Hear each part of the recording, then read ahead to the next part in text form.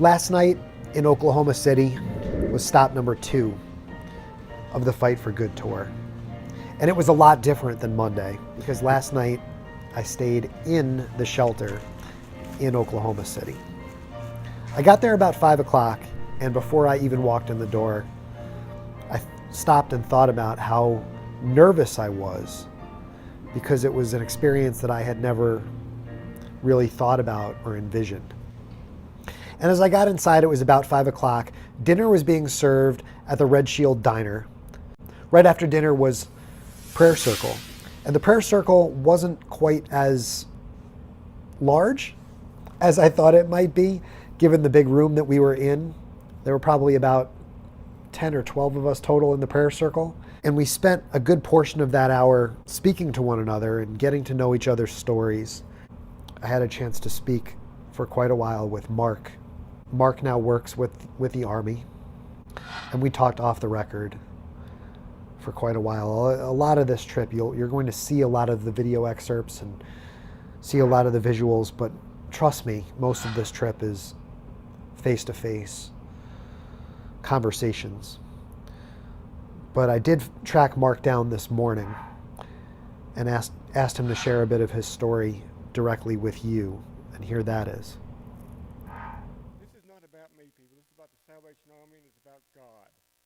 What God has done for me, what the Salvation Army has done for me. Without them, I'd still be on the streets.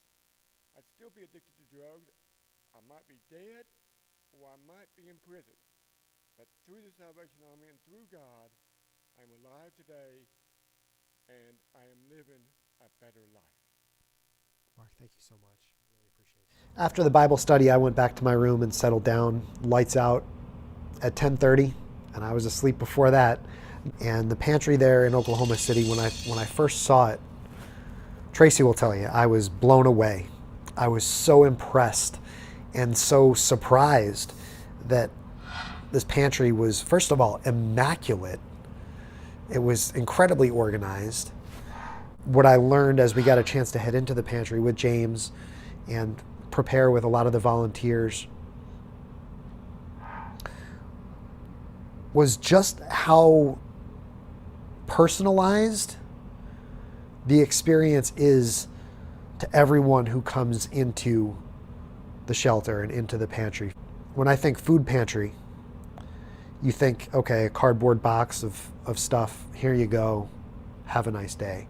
That's not what the experience today was like at all. You know, the volunteers that were there, the group of volunteers that were probably 10 of us, and James did an excellent job of leading us around, especially us newbies. But it really was an experience. You know, they had all the goods lined up all around the room, refrigerators and freezers,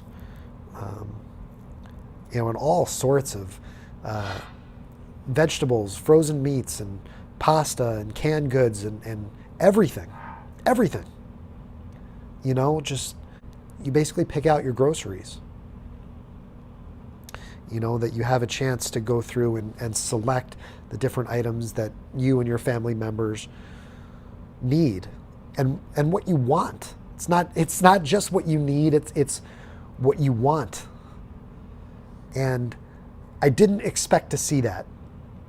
I did not expect to have that opportunity. And as a volunteer, you're really there, not literally, but figuratively holding their hand through the experience as you're showing the people passing through, you know, oh, okay, you can have 2 from this shelf, and you can have 1 from each shelf behind this door, and you can have up to 3 of this item, and you can have as many sweet potatoes and as many apples as you want, and you know, you get 2 breads and 1 dessert. And you know, the biggest eye-opening thing to me at both of these experiences so far is how, when you're receiving services from the Army, and we'll see how this continues to play out around the rest of the eastern United States, how respectful everyone at the Army is and how respectful the process is to these individuals. That at the end of the day, I don't think what's really changing in my mind is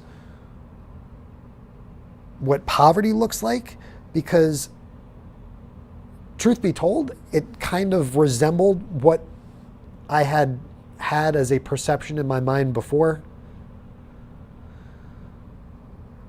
I think what has shifted in my mind already here on night number 3 has been the personalization of the compassion at every level. And everything is designed to maximize the individual attention and to maximize the individual compassion that is delivered to someone who comes to the Army seeking help. But we're just 2 states in. So we've got 23 states to go. I could seriously sit here all night, but we got to be up bright and early again tomorrow. It's a marathon, not a sprint. I'm excited to be here in Independence, Missouri.